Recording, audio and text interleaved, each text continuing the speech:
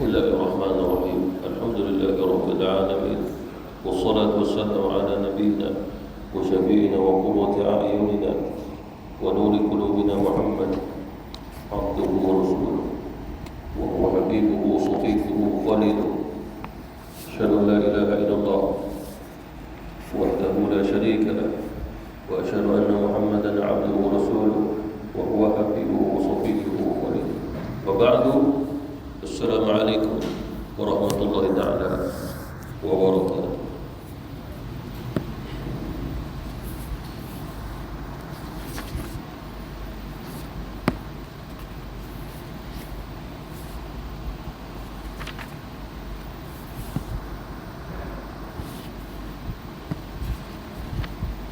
Kita masih lagi sedikit daripada perenggan berkaitan dengan bergurau, mengkol-kol dan juga mengejek orang lain pada muka surat 117. Jadi sambungannya muka surat 118.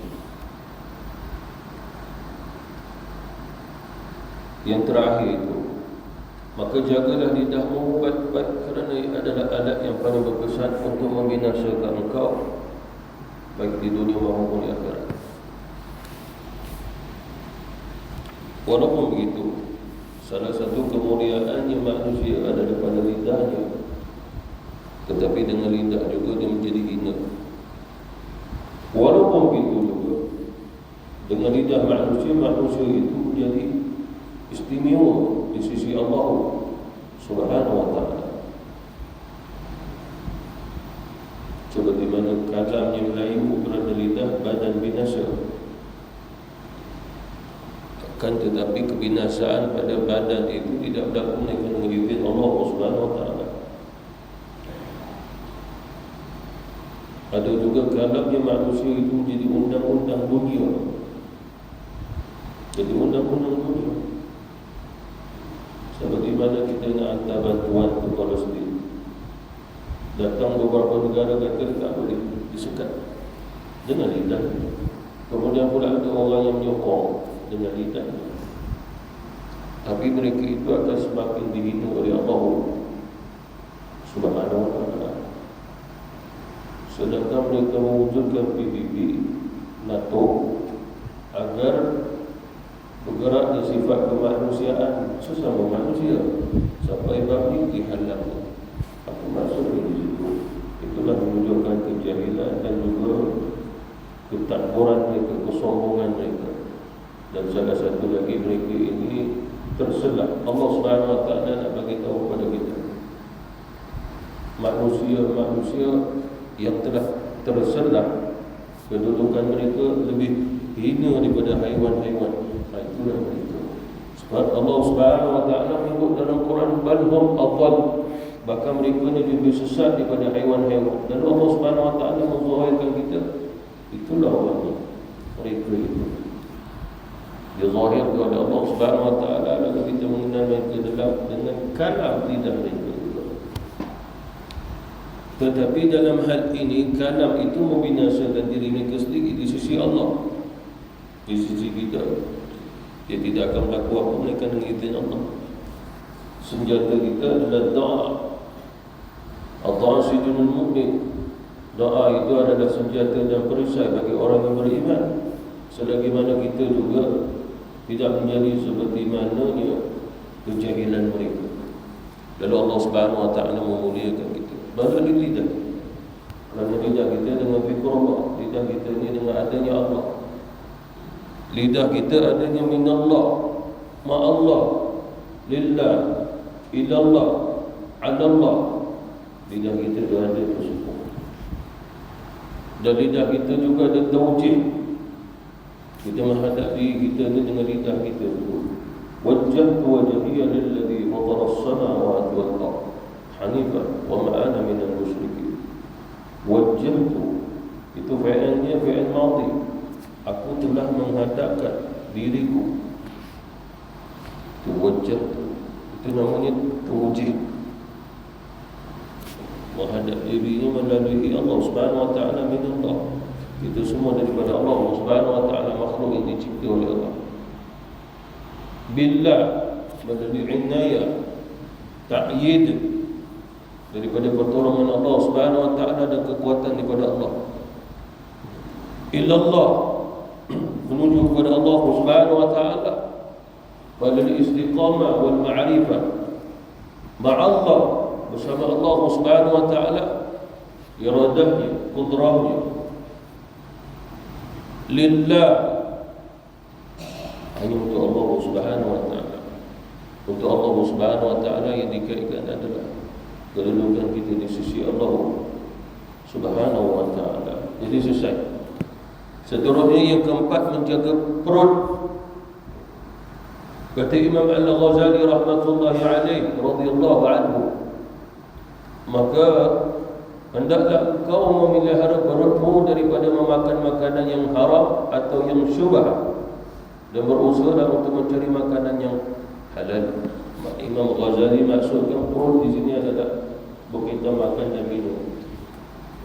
Jadi apabila dikaitkan menjaga perut, maka menjaga makan dan minum.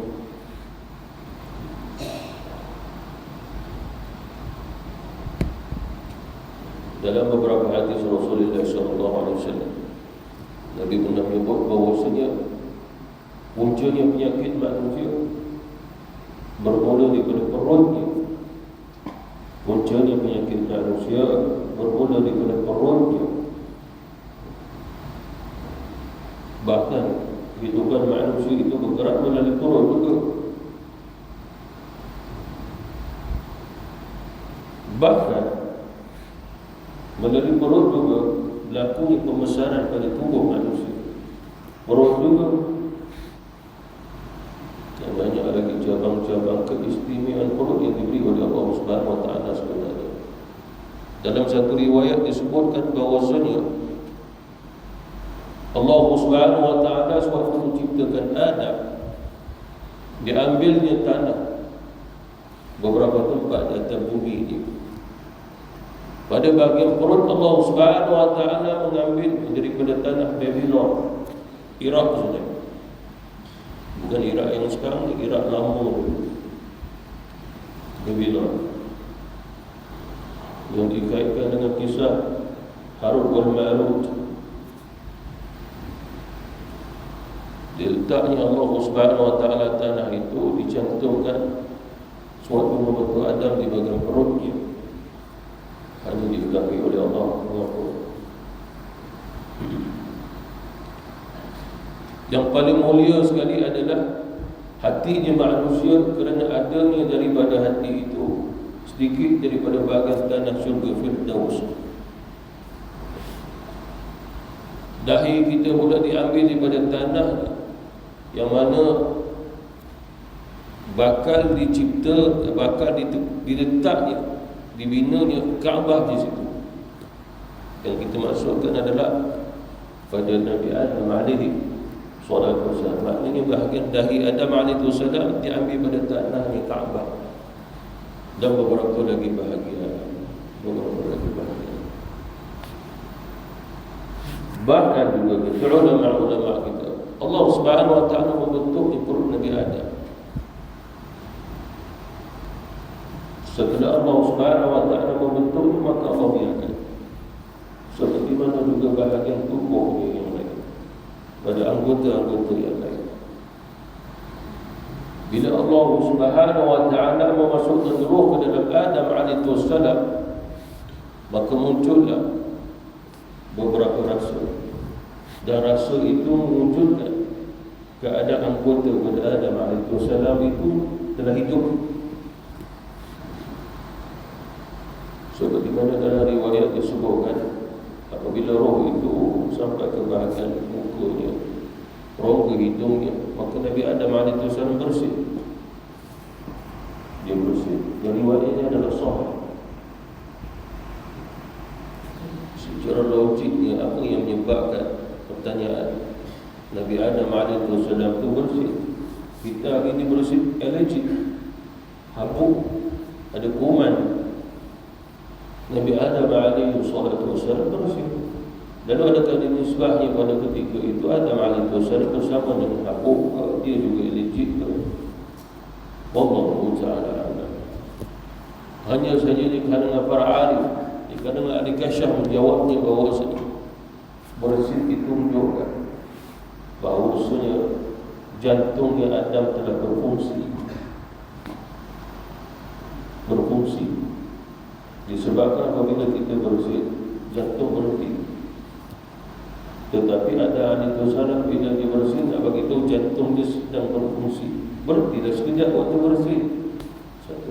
Yang kedua, agar Adam alaihissalam bersyukur atas dia daripada anggota yang Allah beri dengan alhamdulillah. Adam alaihissalam pun bersin, kata Rasul, bersin atas. Seperti mana di Rasulullah apabila di antara kamu itu bersin, famihadallah, maknanya hendaklah memuji Allah. Alhamdulillah. Dalam satu riwayat dibaca Adam, alhamdulillahirabbil alamin. Bersama Adam tu para malaikat. Yang mana akhirnya malaikat itu juga diperintah oleh Allah untuk sujud kepada Adam alaihissalam. Dan ketika itu Adam alaihissalam di mana kebanyakan ulama menyatakan bahawasanya Adam alaihissalam berada di bumi, bukan di langit, bukan di syurga. Tapi Allah Subhanahu wa taala menyebut jannah, ya, tetapi syurga ni dunia. Disebabkan pada ketika itu syurga sangat-sangat indah. Tetapi yang dimasukkan keindahan syurga dunia yang sangat indah. Disebabkan syurga akhirat itu hanya bagi mereka yang beriman, beramal soleh yang masuk kekal. Syurga yang akhirat bukan. Syurga Adnin, syurga Firdaus dan beberapa lagi syurga, itu semua syurga kekal. Baqa' aradi namanya, kekal selama-lamanya yang dikekal oleh Allah Subhanahu wa taala. Tetapi syurga itu semua bukan di dunia, di akhirat. Syurga itu di akhirat. Kalau dikatakan Nabi Adam berada di syurga lalu keluar, yang makna Nabi Adam berasal akhirat lalu datang ke dunia.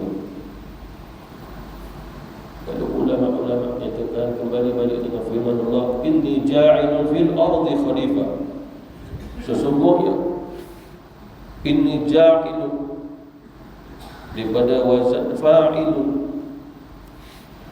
Fa'ilun ini maksudnya Allah bertindak, mau buat tapi belum buat, tapi kehendak dia berlaku. Di sudut akidah Ahlussunnah wal Jamaah, kehendak Allah azali. Dia berkehendak nak menciptakan alam ini azali, tetapi tidak berlaku dalam azali, yang berlaku hanya pada kehendak dia. Dan Allah Subhanahu wa taala menciptakan Adam alaihi salatu wassalam, di mana inni ja'ilun fil ardi, di bumi. Seperti mana kata Imam Abu Hanifah, dunia ini ibarat syurga pada ketika itu. Sangat indah, terus sangat indah. Bahkan ada sebagian beberapa negara yang kita tengok orang kata ini macam syurga lagi, syurga dunia. Kalau Allah Subhanahu wa taala menciptakan Adam, masuk roh, bersin, apa kata alhamdulillah. Semua itu Adam alaihissalam pun baca alhamdulillah. Riwayat yang lain, alhamdulillahi rabbil alamin. Para malaikat mendengarnya jawab, yarhamukallah. Semoga Allah Subhanahu wa taala merahmati kamu. Jadi ada hubungan alhamdulillah dengan para malaikat Allah Subhanahu wa taala. Lalu apabila roh itu sampai ke perut Adam alaihissalam, dia terasa lapar. Dia terasa lapar. Sedangkan dua kakinya roh belum sampai. Dia nak bergerak pada badan dia. Gerak gitu. Itu yang Allah Subhanahu wa taala menyebut dalam Quran, sesungguhnya sifat manusia ini ajilah, tergesa-gesa dia. Belum selesai lagi dah nak bergerak.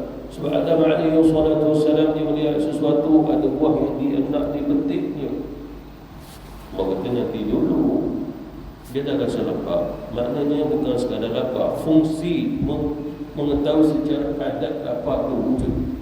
Itu Allah Subhanahu wa taala cakap.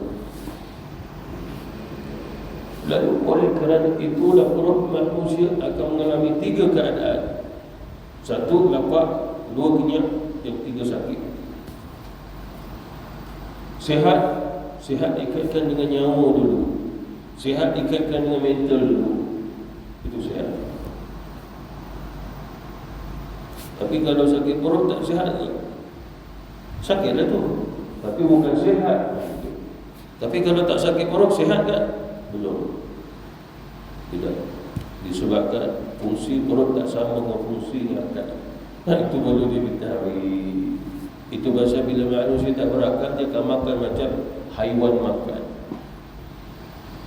Darah pun dia makan, bangkai pun dia makan, sebab akal dia tak sihat. Jadi kesihatan bukan ditentukan juga pada perut. Kesihatan itu dikaitkan dengan akal dia. Tetapi Nabi kata punca penyakit berasal daripada perut. Tapi Rasulullah SAW maksudkan bukan yang apabila makan sakit perut.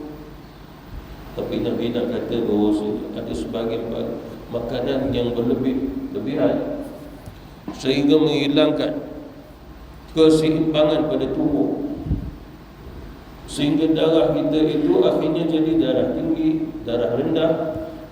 Ada kalanya kita kena kencing manis. Dan itu semua daripada perubatan, ada perbuatan sendiri saintis bab kaji perut dan kita gitu. Kita membenarkan kata Rasulullah sallallahu alaihi wasallam. Dan oleh kerana itulah hikmahnya Allah Subhanahu wa taala perintah kita puasa sebulan, agar nak kembali pulih seimbangkan perut kita, sehingga dia membuang semua yang sepatutnya dibuang.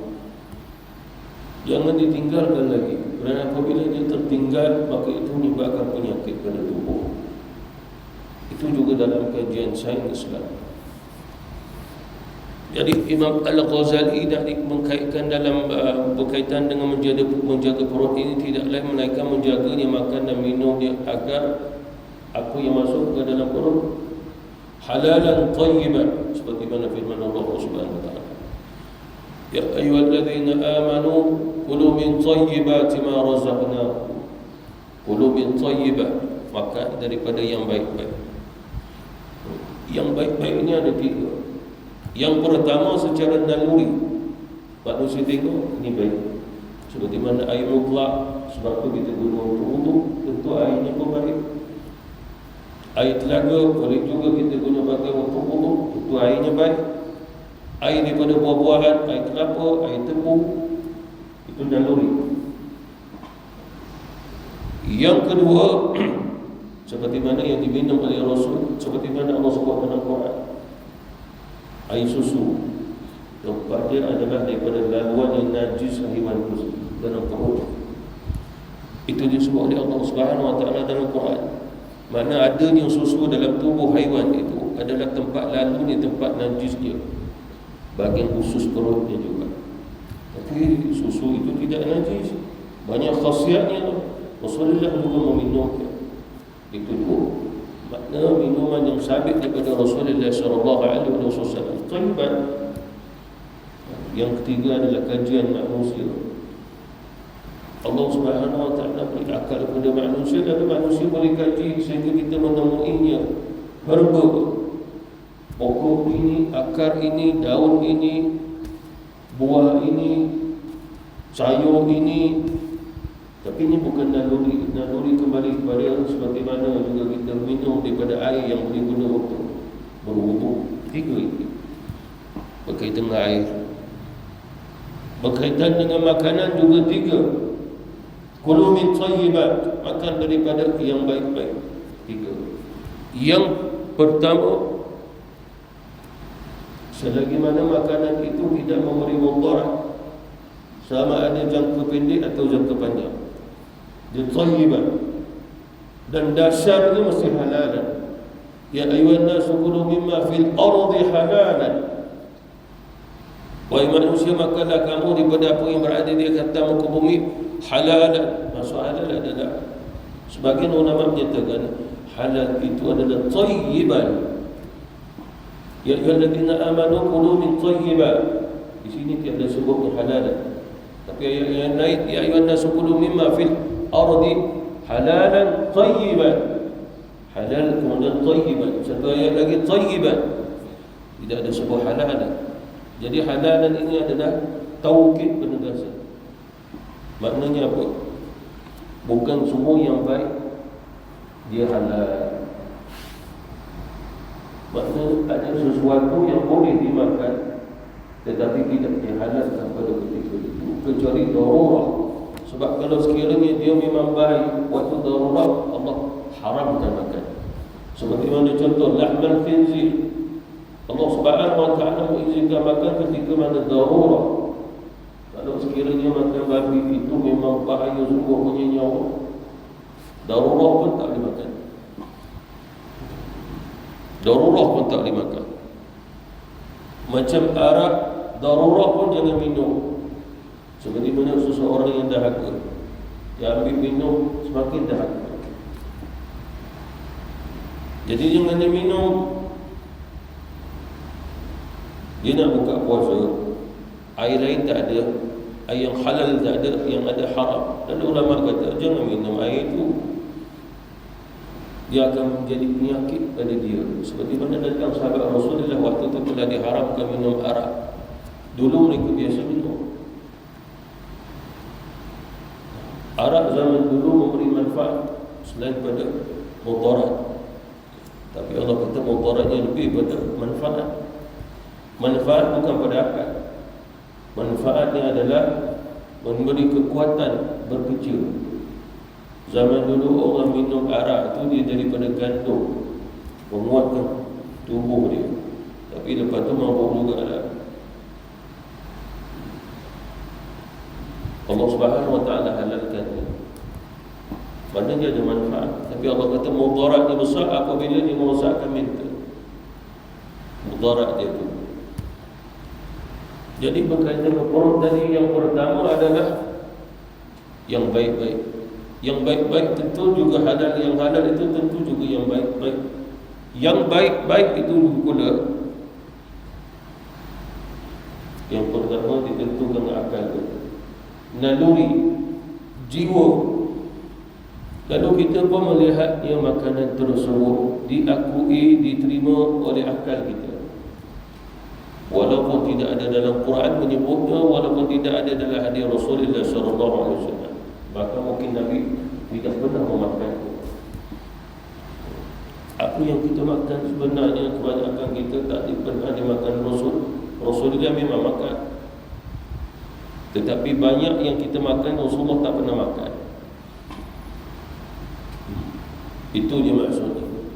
Begitu juga minuman kita. Rasulullah SAW pun minum. Cuma apa yang kita minum hari ini jauh lebih daripada apa yang diminum Rasulullah SAW. Dan apabila engkau telah mendapatkan makanan yang halal, maka hendaklah engkau merasa cukup dengan makanan tersebut, dan hendaklah engkau berhenti sebelum kenyang.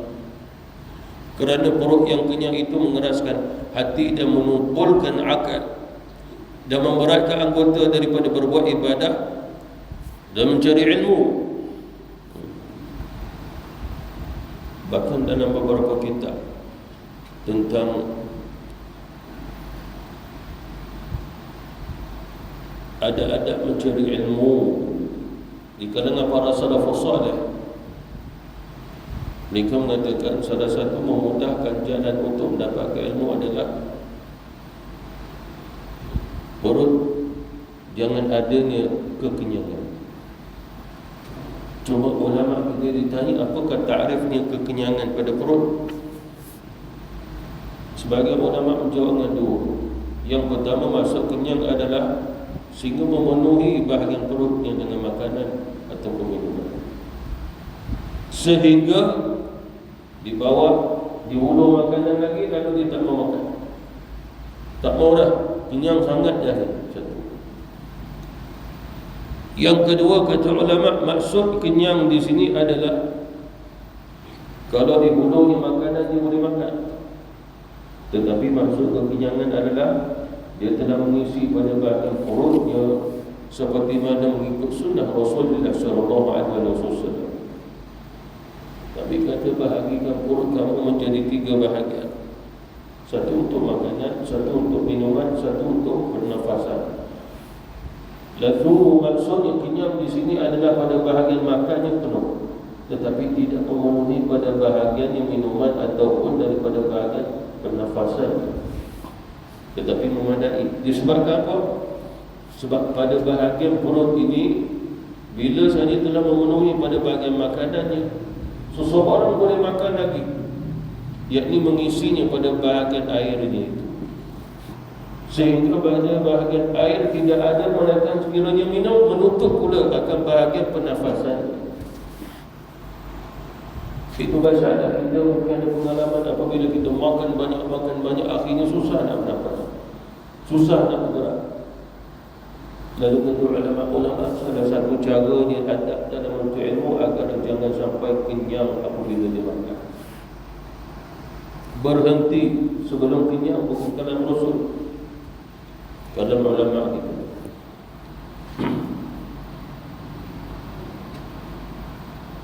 Bahkan kata ulama-ulama kita yang lain, kuncinya ilmu pengetahuan dan kefahaman adalah dengan berlapar. Tapi ta'arif pada lapar di sini adalah bukan sampai memudaratkan diri. Itu jajaran dalam Islam. Bahkan Rasulullah SAW pun lapar dan Nabi pun makan. Itu sunnah. Lapar sifat manusia, makan sunnah. Makan ketika lapar, berhenti sebelum kenyang, sunnah. Allah Subhanahu wa ta'ala memberi kita perut sehingga boleh merasakan lapar, agar kita makan, kerana makan melalui kaedahnya adalah sunnah. Berhenti sebelum kenyang adalah sunnah. Seperti mana Imam Syafi'i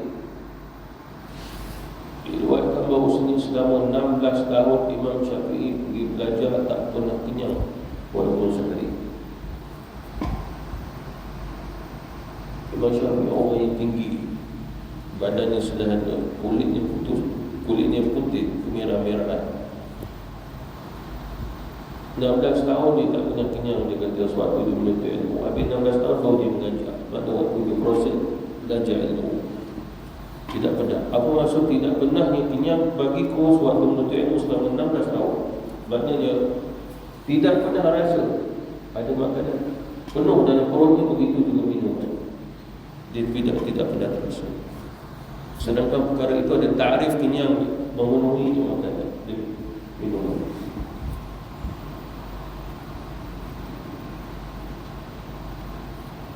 Bahkan perut yang kenyang itu akan memuaskan syahwat dan membantu tentera syaitan.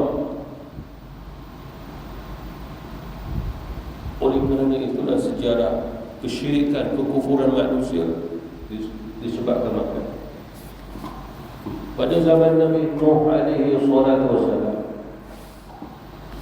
mereka yang memunculkan makan apa saja, konsep makan apa saja.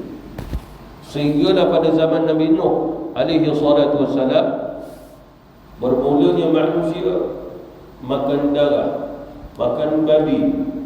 Sedangkan Allah Subhanahu wa ta'ala mengharamkan pada zaman Nabi Adam alaihi salatu wassalam lagi.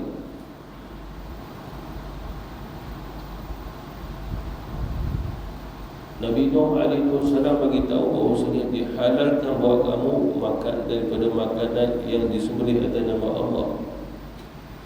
Nabi Nuh pun menyebut kambing, lembu, ayam, semua itu pewarisan daripada bahtera Nabi Nuh alaihi salam juga nanti dia kena. Kata ulama kita, apa saja haiwan yang berada sekarang semua pernah berada induknya di atas bahtera Nabi Nuh alaihi salam. Induk itu daripada haiwan-haiwan tersebut 50% halal untuk dimakan, 50% haram untuk dimakan.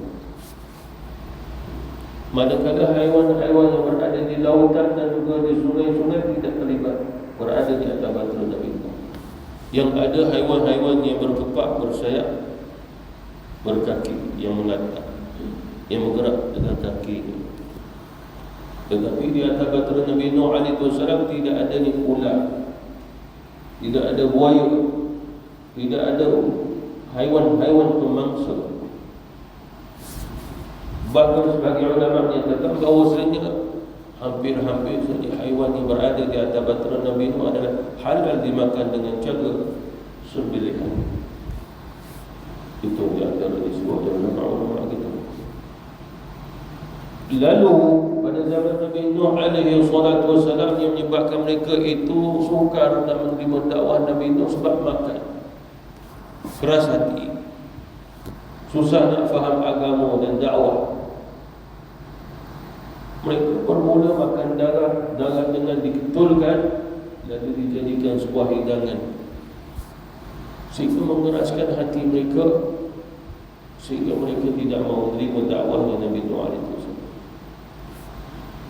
Kerana pada zaman Nabi Nuh alaihi wasallam juga Allah perintah puasa pada setiap 1 bulan 3 hari.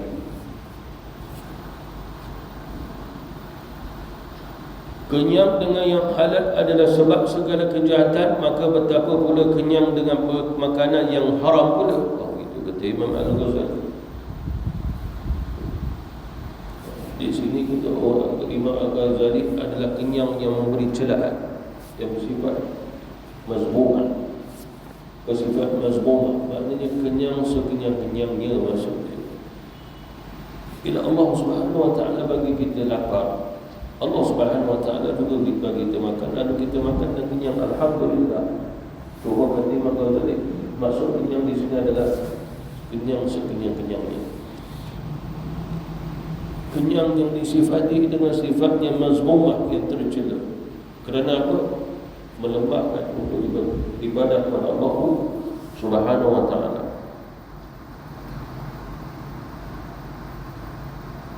Oleh kerana itu, mencari makanan yang halal adalah wajib atas setiap orang Islam. Talabul halali fariidah ba'da al-fariidah. Sebahagian Rasulullah Nabi menyatakan penuntut yang halal itu adalah wajib serta lagi wajib oleh Allah. Fardu. Maka menunjukkan bahawasanya dua bahagian. Satu, sumber halal dan dia memang halal. Ada juga yang dia itu halal tapi sumber dia tidak halal. Seperti mana contoh orang makan kambing tapi sumbernya dengan mencuri ni kambing, maka sumbernya haram. Tapi halal ni kambing itu. Tetapi bila sumbernya haram, maka kambing pun jatuh haram untuk memakan. Walaupun pada sudut syarak disembelih atas nama Allah, halal untuk dimakan, tapi sumbernya haram. Mana menunjukkan dalam Islam Allah Subhanahu wa taala mengajar kita tentang yang halal melalui sumber dia, sumber dalam badannya.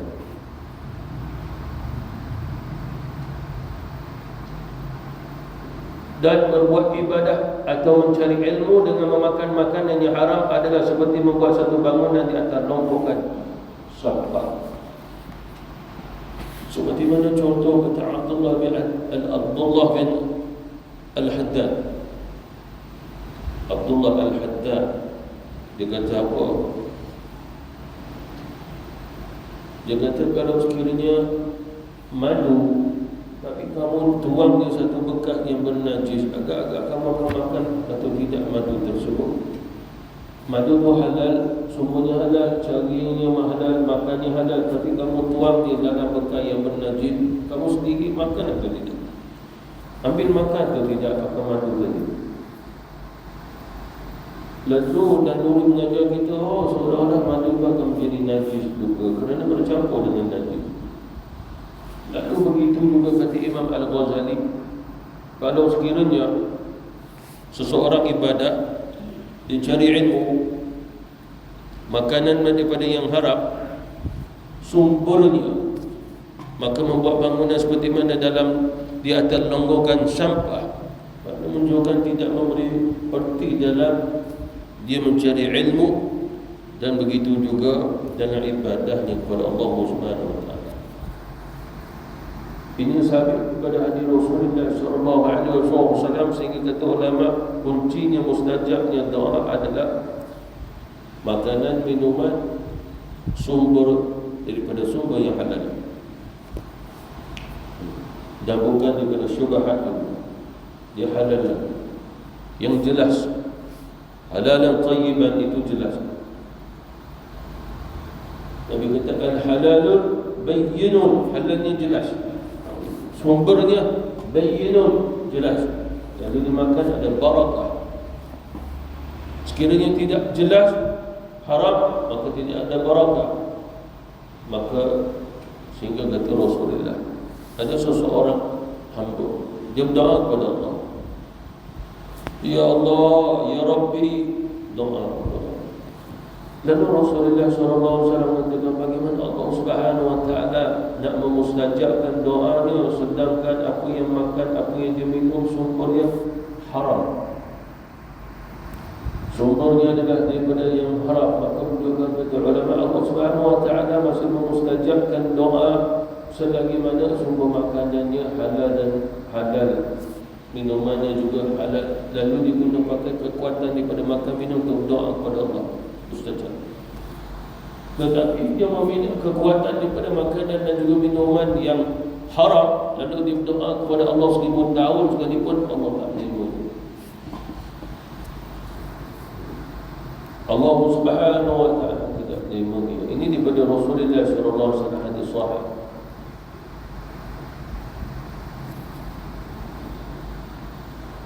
Apabila engkau merasa cukup dalam setahun dengan hanya memakai selai baju yang kasar, dan merasa cukup dalam sehari semalam dengan 2 potong roti daripada tepung yang kasar, dan kau mampu meninggalkan kelazatan gulai, lauk pauk maksudnya, maka pasti makanan yang halal itu cukup bagi. Kehidupan para sahabat dan Rasul begitu berbeza dengan kehidupan kita. Tetapi tetap juga tubuh badannya Rasul, tingginya Rasul daripada apa yang dimakan dan minum oleh Rasulullah SAW. Begitu juga para sahabat. Para sahabat, mereka ini makannya sikit, minum pun sikit, tapi tubuh mereka sasa, besar, sasa. Itu riwayat pada riwayat beberapa hadis. Begitu juga Rasulullah SAW. Tentunya dibina daripada makanan dan juga minuman juga. Para sahabat Rasulullah SAW makan, tidak pernah kenyang, kerana melihat Rasul pun makan, tak pernah kenyang. Seperti mana daripada Aisyah radhiyallahu anha, kata Aisyah, Rasulullah sewaktu hijrah sampai ke Madinah, sampai Nabi wafat, Nabi tidak pernah makan kenyang. Maksudnya di rumah Rasulullah SAW. Sampai Nabi wafat, sejak setelah Nabi hijrah, kata Aisyah, sampai Nabi wafat tak pernah makan walaupun sehari dan keadaan kenyang. Tidak pernah. Tetapi kata ulama, takrif kenyang bagi Rasulullah tidak sama takrifnya kenyang buat kita. Rasulullah pernah mengatakan, Alhamdulillah aku kenyang. Lalu dilihatnya para sahabat, apa yang menyebabkan Rasulullah kenyang? Nabi makan 3 biji kurma, kemudian pula 1/3 daripada 1 gelas air. Itu mengenyangkan Rasulullah. Waktu belajar dulu, kita nak tahu Rasulullah ni makan apa, buka puasa, sahur makan apa, sehingga Nabi dapat membina kekuatan ada ibadah. Dan juga perang pada bulan Ramadan, bulan puasa, Nabi tidak buka puasa lagi, sahabat pun buka puasa. Satu riwayat, Nabi buka puasa, sahabat pun buka puasa. Lalu sahabat Rasulullah Anas bin Malik, Abdullah bin Mas'ud, lalu melihat Rasulullah berbuka puasa dengan kurma dan air. Sahur Nabi, kurma dan air. Bagi Rasulullah mencukupi. Logik kata kalau sekadar dengan kurma boleh membina tubuh, ya. Nabi kata sebaik-baik makanan adalah kurma. Kalau kamu tak ada makanan yang lain, kamu makan kurma, kata Rasulullah. Bahkan kata Rasulullah, salah satu nikmat dengan nikmat dunia apabila seseorang itu dapat makan roti. Hari itu cukup dengan roti tanpa lauk, kata Nabi. Roti tanpa lauk, Itu satu nikmat dengan nikmat dunia, kata Rasulullah sallallahu alaihi wasallam. Jadi para sahabat membina kekuatan melalui kaedah bersederhana dalam bab makan dan minum, dan bukannya mencari. Itu berbeza. Sehingga kata Aisyah, bid'ah yang pertama yang dilakukan oleh umat Islam adalah pada bab makan minum. Kata Aisyah radhiyallahu anha, dia pernah menangis kerana itu. Lepas Rasulullah wafat, hidup dia lebih barakah. Waktu zaman Rasul banyak ujian, maka makanan dah diperbagaikan, macam-macam di atas, macam-macam hidangan bila nak makan, berjenis-jenis makanan. Aisyah pernah mengalami zaman tersebut pada zaman sahabat. Dia menangis.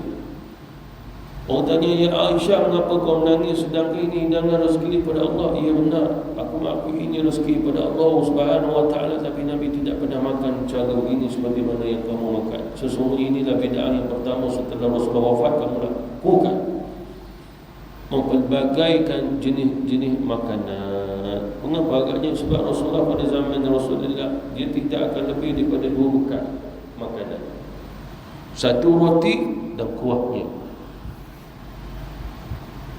Roti dan kuahnya. Nabi SAW dia tak akan minum, melainkan dia makan dia. Kalau dia tak makan, dia minum tu. Dan Nabi begitu. Sehingga ulama nyatakan sunnah apabila seseorang itu makan, maka jangan disegerakan minum. Sunnahnya di situ. Macam kita lepas makan minum, ada juga tengah makan pun dah minum. Sunnahnya kata ulama-ulama kita, seperti mana Rasulullah hari itu kalau Nabi memang dihidang makanan, Nabi tak akan minum. Tak akan minum. Bahkan dalam hadis sahih, Rasulullah pernah makan daging dan juga roti dengan para sahabat.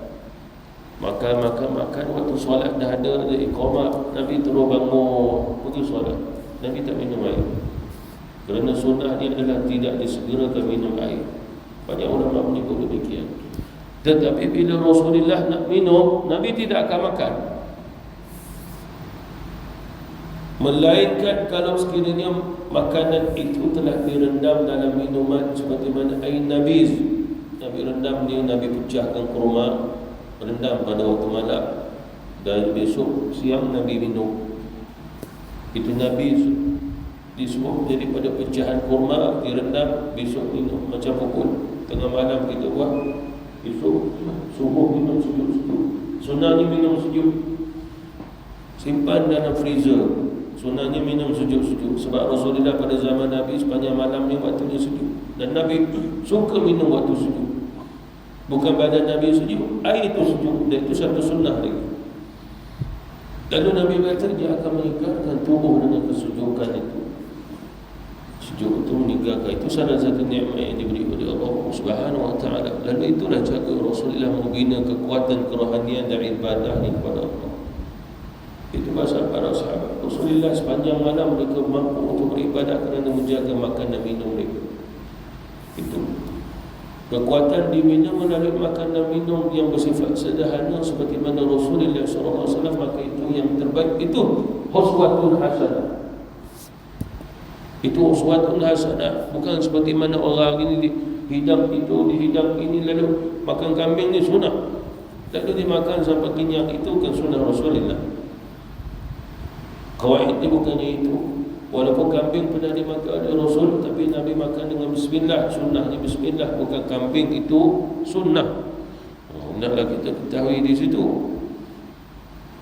Nabi tak pernah makan kambing, melainkan dihidang, dihadiahkan kambing. Bukannya Nabi macam kita pergi beli. Tidak. Tak ada. Nabi makan kambing. Kata Aisyah dalam Syama'il Muhammadiyah, Nabi dihadiahkan saja. Sendiri dalam keluarga Nabi nak makan, tak ada. Nabi tak bangkaikan pula. Ayam pun daripada sahabat Rasulullah hadiah. Maka ramai-ramai berjamaah. Pernah dibawanya kelinci arnab kepada Rasul.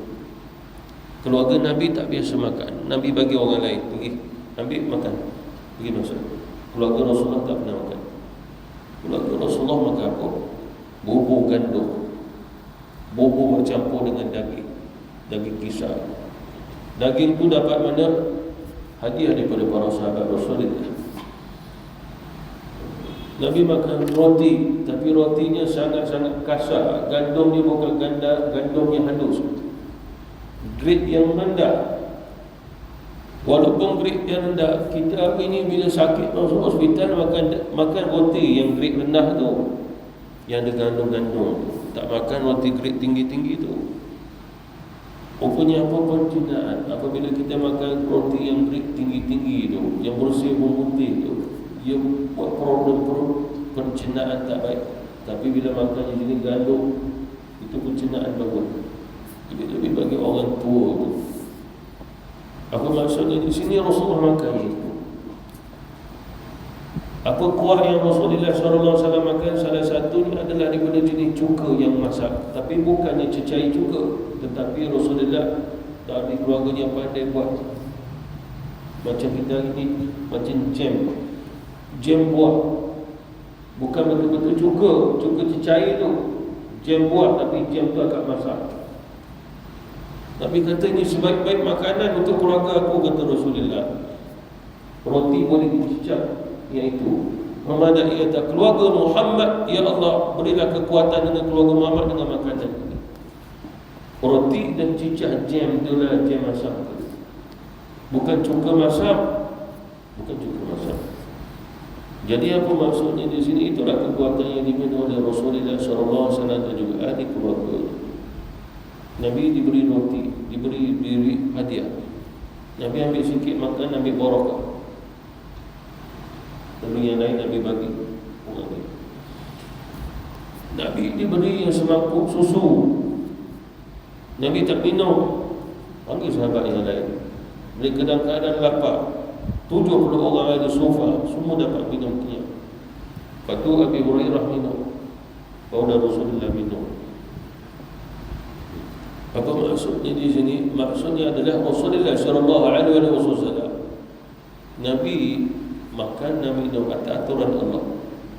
Walaupun sifat makan dan minum itu adalah sifat harus bagi Nabi Rasul, tapi dalam urusan makan dan minum, Nabi SAW makan seperti mana minum daripada wahyu daripada Allah. Itu pasal ada kalanya Rasulullah SAW tak makan kerana wahyu daripada Allah. Berbuka puasa pada bila dah terbenam matahari, Nabi kata makan. Ini waktu berbuka puasa, sahabat pun tengok Nabi tak buka lagi, kami nak tengok Nabi. Ada orang yang ikut begitu, ada ikut perintah. Itu pasal bila belajar hadis, mana lebih utama, hadis yang bersifat perintah atau perbuatan Nabi? Sebagai ulama kata perbuatan Nabi, sebagai ulama kata atas perintah. Imam Syafi'i ambil hadis tu, seperti mana solat sebelum maghrib 2 rakaat, solatlah kamu 2 rakaat pada sebelum maghrib. Siapa yang mahu? Dalam mazhab Syafi'i sunnah tapi tidak muakkad. Tapi bila dilihat kata Abdullah bin Umar, Nabi tidak pernah melakukannya. Mazhab Hanafi, Maliki tidak ada sunnah di situ. Jadi apa maksudnya di sini? Mana yang lebih awal? Rasulullah kata makan. Ada sebagian sahabat makan, tapi sebagian sahabat nak tengok Nabi makan aja kita. Nabi tak makan. Nabi dapat tahu ada sahabat Rasulullah tak mau makan, mana tidak mau berbuka puasa makan. Lalu Rasulullah pun bagi tahu sesungguhnya kamu hendaklah apabila dah masuk waktu berbuka makanlah kamu. Ya Rasul, kami melihat engkau tidak berbuka puasa ya Rasul, melainkan dah menjelang isyak tengah malam barulah kami tidak kau makan. Qadam Nabi waktunya maghrib dan letak kurma. Tengok kurma tu masih ada kat bekas. Nabi tak makan. Air pun ada, Nabi tak minum. Lalu Rasulullah jawab apa? Hendaklah kamu makan, tetapi aku telah diberi makan oleh Tuhanku. Mana apa maksudnya di sini? Ada sebagian makanan Rasulullah daripada Allah Subhanahu Wa Taala, jalan yang baik, bukan jalan kebiasaan.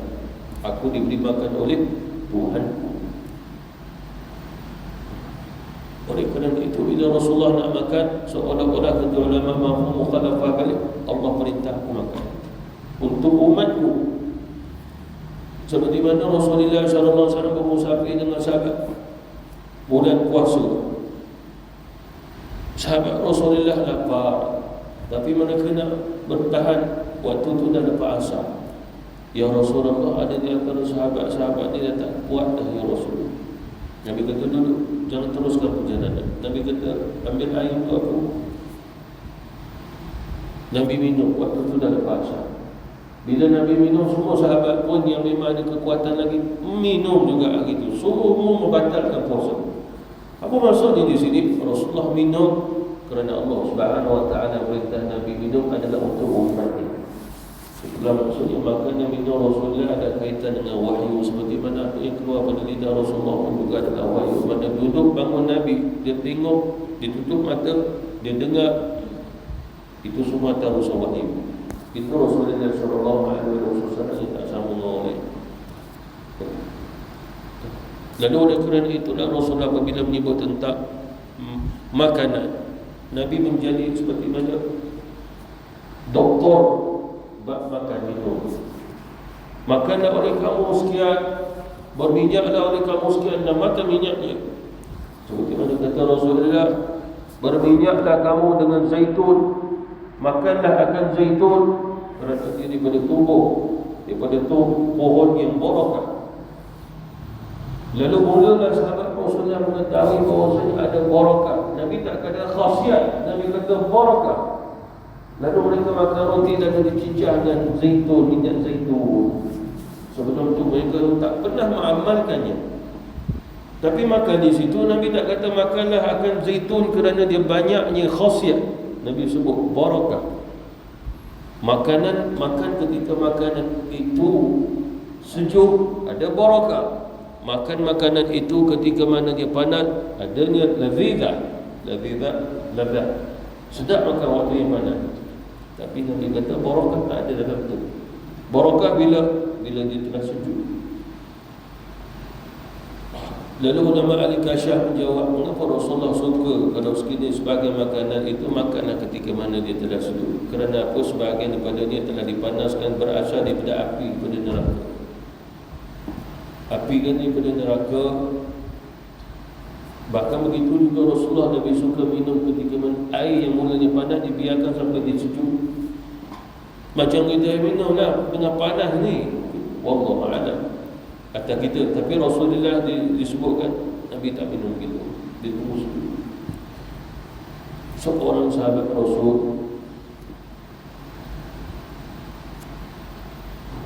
air susu baru lepas dididih, ambil minum. Nabi kata nanti tunggu sejuk dulu. Masuk di sini sebagian kata ulama bukan sejuk betul, tetapi telah hilangnya sebagian besar kepanasannya. Sehingga masuk sejuk, kata ulama, kita boleh terus minum.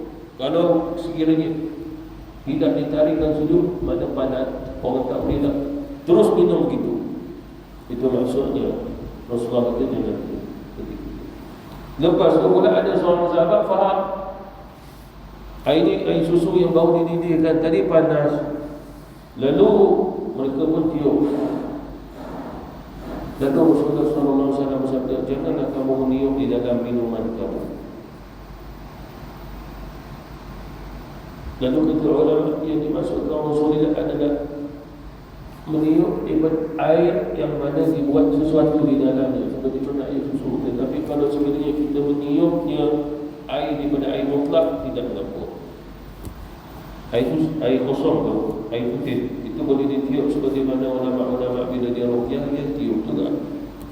Tapi kalau air susu, air ditarik, air kopi jangan ditiup.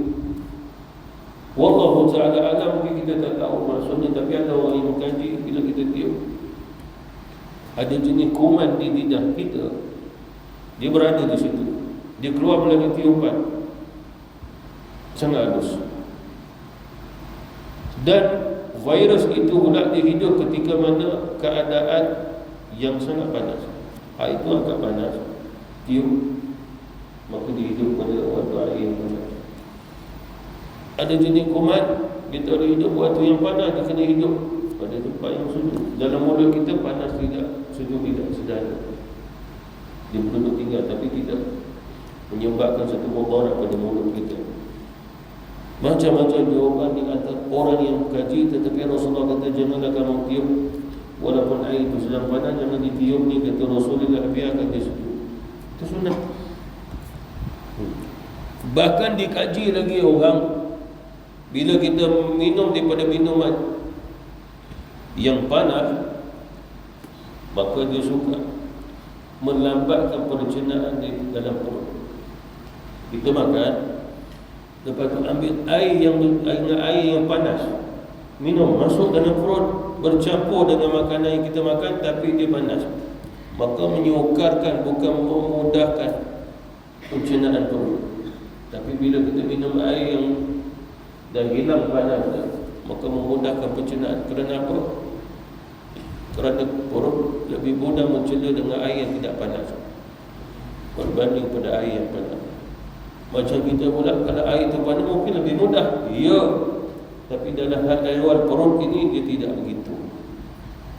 Wallahu ta'ala alam. Jadi insyaAllah nanti kita sambung lagi pada perengan yang kedua ni. Wabillahi taufiq wal hidayah. Wassalamualaikum warahmatullahi ta'ala wabarakatuh. Subhanakallahumma wa bihamdika asyhadu an la ilaha illa anta astaghfiruka wa atubu ilaik. Allahumma fa'alna bima 'allamtana wa 'allimna ma yanfa'una wa zidna ilma. Walhamdulillahi ala kulli hal wa na'udzu billahi min 'adzabil nar. Walhamdulillahi rabbil alamin. Taqabbalallahu minna wa minkum.